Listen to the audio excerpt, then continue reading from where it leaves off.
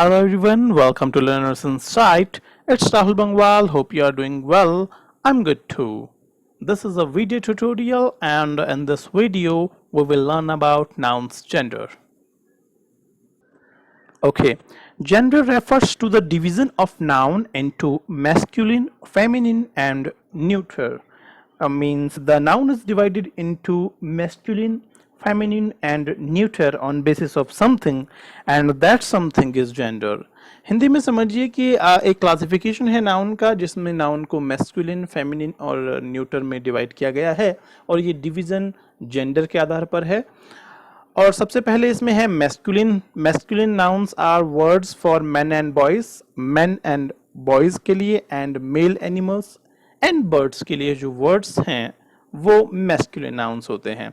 For example father, son, nephew, bull, drake. Bull आपको पता है बैल के लिए कहते हैं। ड्रेक जो होता है मेल डक होता है। A male duck is a drake. Okay, these nouns belong to the masculine gender. So simply जो वर्ड्स मेल्स के लिए होते हैं वो मैस्कुलिन नाउन्स होते हैं। Okay okay, feminine nouns. Feminine nouns are words for women and girls and female animals and birds. For example, mother, daughter, niece, cow, duck. These nouns belong to feminine gender. वहाँ पर आपने देखा था masculine में father था, यहाँ पर mother हो जाएगा। वहाँ पर सन था मैस्कुलिन, ये डॉटर हो जाएगा। वहाँ पर नेफ्यू था भतीजा, ये नीस हो जाएगा भतीजी फेमिनिन। वहाँ पर बुल था, बैल वो मैस्कुलिन था और यहाँ पर काव हो जाएगा फेमिनिन। वहाँ पर ड्रेक था, ड्रेक मत का मतलब मैंने आपको बताया था मेल डक, और यहाँ पर हो जाएगा डक, डक का मतलब female duck. Okay, neutral nouns are words for things. For example table, chair, honey, window, book. Neutral nouns जो होते हैं ये इनएनिमेट ऑब्जेक्ट्स के लिए आते हैं, नॉन लिविंग ऑब्जेक्ट्स के लिए जो जीवित नहीं है। ठीक है, तो जो जीवित नहीं है, जो नॉन लिविंग है, जो केवल थिंग है, वो तो ना मेल हो सकती है ना फीमेल हो सकती है। ऑलराइट, सो जो ना मेल होता है ना फीमेल होता है वो न्यूट्रल नाउन है। जो न्यूट्रल नाउन है वो न्यूट्रल जेंडर है, सीधी सी बात है। अब आ जाते हैं कॉमन जेंडर पे। एक और क्लास होती है कॉमन जेंडर। यहाँ पर जो नाउन्स होते हैं they can refer to both male and females, दोनों को रेफर कर सकते हैं, मेल और फीमेल। पता नहीं चलता कि ये मेल को रेफर कर रहे हैं या फीमेल को रेफर कर रहे हैं। जैसे baby, child, relation, teacher, painter. अब बेबी बॉय है या गर्ल है पता नहीं चल पा रहा। चाइल्ड कोई बॉय है या गर्ल है पता नहीं चल पा रहा। टीचर कोई सर है या मैम है पता नहीं चल पा रहा। पेंटर कोई लेडी है या जेंटलमैन है कोई पता नहीं चल पा रहा। तो ये ऐसे वर्ड्स हैं जो मेल और फीमेल दोनों को ही रेफर कर सकते हैं। ये हालांकि ये स्वयं से नहीं बताते कि ये किसको रेफर कर रहे हैं, इसलिए इनको कॉमन जेंडर में के अंतर्गत पढ़ा जाता है, समझा जाता है, लिखा जाता है। Okay, alright, below are some masculine, feminine nouns for people. Common gender nouns are also given. तो मैस्कुलिन, फेमिनिन, कॉमन का चार्ट देख लीजिए। बॉय का फेमिनिन गर्ल और उसका कॉमन चाइल्ड, मैन का फेमिनिन वुमन और उसका कॉमन पर्सन, फादर का फेमिनिन मदर और उसका कॉमन पेरेंट, ब्रदर का सिस्टर फेमिनिन हो जाएगा और उसका कॉमन सिबलिंग, हस्बैंड का फेमिनिन वाइफ और उसका कॉमन होता है स्पाउस। स्पाउस पे कई लोगों को बहुत दिक्कत होती है। फॉर्म्स में कई बार बैंकिंग के फॉर्म्स या इधर उधर कई प्रकार के फॉर्म्स में लिखा होता है कि स्पाउस का नाम लिखिए, तो स्पाउस में फिर क्या लिखें? तो स्पाउस कॉमन नाउन है हस्बैंड और वाइफ का। तो अगर आप वाइफ हैं तो आप अपने हस्बैंड का नाम लिखेंगे और अगर आप हस्बैंड तो हैं तो आप अपनी वाइफ का नाम लिखेंगे। तो सिंपल सी बात है। मैस्कुलिन है स्पेसमैन और फेमिनिन होता है स्पेस वुमन और इसका कॉमन एस्ट्रोनॉट होता है। अब एस्ट्रोनॉट का पता नहीं है, एस्ट्रोनॉट मैन भी हो सकता है कोई या वुमन भी हो सकती है ना। तो ये एक चार्ट था, इसको आप अपनी नोटबुक में उतार भी सकते हैं। Changing the gender by using entirely different words। एक तरीका ये है, पूरे डिफरेंट वर्ड्स होते हैं, बॉय का गर्ल, जेंटलमैन का लेडी और मतलब भिक्षुणी, और सर का मैडम और सन का डॉटर, अंकल का आंट। तो एक तो ये तरीका है जहाँ पर वर्ड्स पूरे ही अलग होते हैं, डिफरेंट होते हैं। और एक दूसरा तरीका है by adding ESS to masculine nouns. तो मैस्कुलिन को जब हम फेमिनिन बनाना चाहें तो ई एस जोड़ के भी बना सकते हैं, ई डबल एस जोड़ के भी बना सकते हैं। जैसे प्रिंस का प्रिंसेस, हालांकि यहाँ पर एस एस जुड़ा है, ई अगर पहले से हो किसी वर्ड में तो आप एस एस जोड़ेंगे। होस्ट का होस्टेस हो जाएगा। प्रिंस आप जानते हैं राजकुमार, प्रिंसेस राजकुमारी। होस्ट आप जानते हैं मेजबान। अब मेजबान क्या होता है भाई, जिनको मेजबान पता नहीं, मतलब आप जैसे मेहमान तो पता होगा, मेहमान बन के आप किसी के घर जाते हैं तो वो लोग जो हैं जो आपको रिसीव करते हैं, आपकी खूब खातिरदारी करते हैं, वो आपके मेजबान हुए, उसको कहते हैं होस्ट। तो कोई लेडी है अगर तो होस्टेस हो गई। ये लिखा हुआ है एयर, एयर, हायर हुयर कुछ नहीं लिखा हुआ, ये एयर लिखा हुआ, एयर। एयर का फेमिनाइन बनेगा एरस, एरस। एयर का मतलब होता है सक्सेसर। सक्सेसर का मतलब होता है जैसे कोई राजा है और जब वो मर गया तो उसका बेटा राजा बनता है, तो उसका जो बेटा है वो अपने पिताजी का सक्सेसर है, ठीक है। वैसे ही अगर किसी कोई लेडी है तो वो एरस हो जाएगी।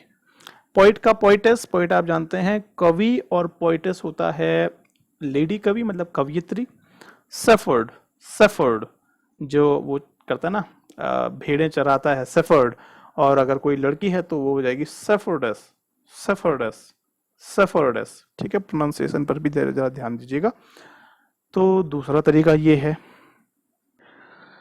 तीसरा जो तरीका है वो है बाय ओमिटिंग द लास्ट वाल and adding E S S. तो जो मैस्कुलिन से फेमिनिन बनाना है तो मैस्कुलिन वाले का जो लास्ट वाल होगा, जो लास्ट वाल होगा उसको हटा देंगे और उसके बाद जोड़ देंगे ई एस एस। तो एम्परर में देखिए, एम्परर का लास्ट वाल है ओ, उसको हटा दिया और जोड़ दिया ई एस एस। हालांकि यहाँ पर एक चेंज और हुआ है कि आर को भी हटा दिया है, क्योंकि यहाँ पर दो आर थे तो एक को हटा दिया है। अब ये बिल्कुल परफेक्ट नहीं होते हैं, ये समझाने के लिए बनाए गए हैं ऐसे कि ऐसा होता है, ये होता है।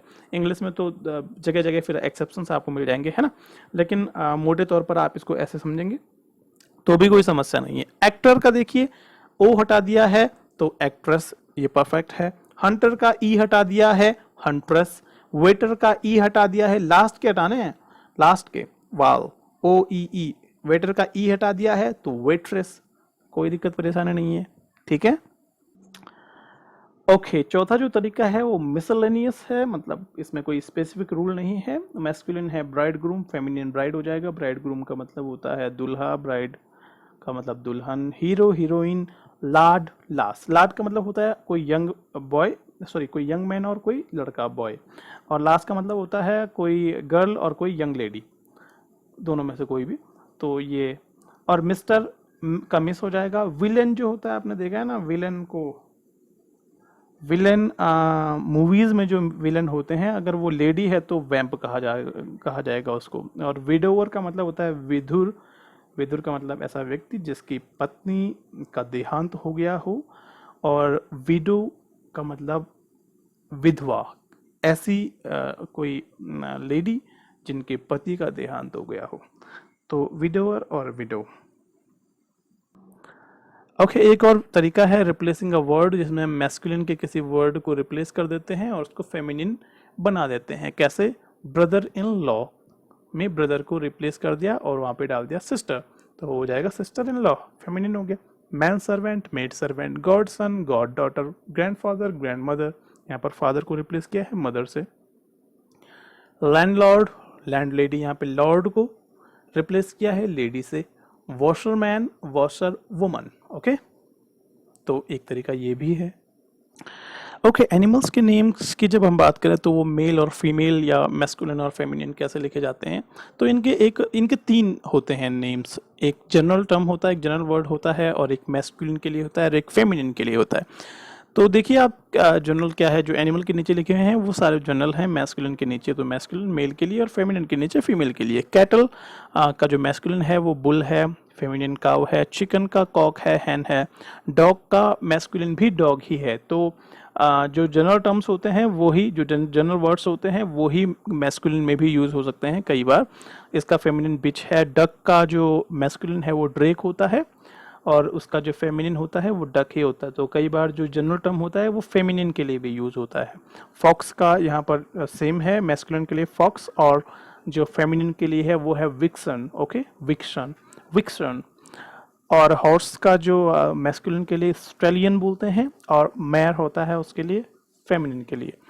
सीप का राम या रैम भी पढ़ते हैं, दोनों है पॉसिबल। और इसको पढ़ेंगे यू, यू फेमिनिन के लिए, ठीक है। टाइगर का टाइगर और टाइग्रेस। इंपॉर्टेंट है कि जो लाइफलेस थिंग्स होती हैं कभी कभी उनको पर्सन्स के जैसे ट्रीट करा जाता है, व्यक्तियों के जैसे, मतलब उनका पर्सोनिफिकेशन कर दिया जाता है, ठीक है। तो जो पर्सोनिफाइड नाउन्स होते हैं, यदि वो स्ट्रेंथ को दिखा रहे हों, टफनेस को दिखा रहे हों, सुपीरियरिटी को दिखा रहे हों, तो मैस्कुलिन जेंडर में रखे जाते हैं, ठीक है। Sun, summer, storm time, winter, wind, death, thunder, ocean, fear, majesty et cetera, ये मैस्कुलिन जेंडर में रखे जाते हैं। और फिर इनको सेंटेंस में मैस्कुलिन जेंडर की तरह ही ट्रीट करा जाएगा, ओके। इसी प्रकार से जब हम ब्यूटी, ग्रेस, जेंटलनेस और फर्टिलिटी को जो पर्सोनिफाइड नाउन्स व्यक्त करते हैं उनको फेमिनिन जेंडर में रखा जाता है, जैसे कि spring, earth, autumn, moon, hope, ship, peace, liberty, beauty, fame, nature et cetera. और इनको सेंटेंसेस में भी फेमिनिन जेंडर की तरह ट्रीट करा जाएगा, ऑलराइट। एक और इम्पॉर्टेंट बात है कि जो कलेक्टिव नाउन्स होते हैं, चाहे वो लिविंग थिंग्स के लिए हों या नॉन लिविंग के लिए हों, वो सब न्यूट्रल जेंडर की तरह ट्रीट करे जाएंगे। ध्यान रखिएगा, कलेक्टिव नाउन्स न्यूट्रल जेंडर की तरह ट्रीट करे जाते हैं सेंटेंसेस में। Material nouns are also considered as neutral gender, और जो मटेरियल नाउन्स होते हैं वो सब भी न्यूट्रल जेंडर की तरह ट्रीट करे जाते हैं सेंटेंसेस में। ध्यान रखिएगा। अब आपके लिए एक्सरसाइज है, write M for masculine, F for feminine, C for common और N for neutral in the brackets. लिख लेंगे आप। दूसरा है change the gender of the nouns in colour and then write the sentences. जो कलर में है इनका जेंडर आपको चेंज करना है, alright. Thanks for watching, thank you very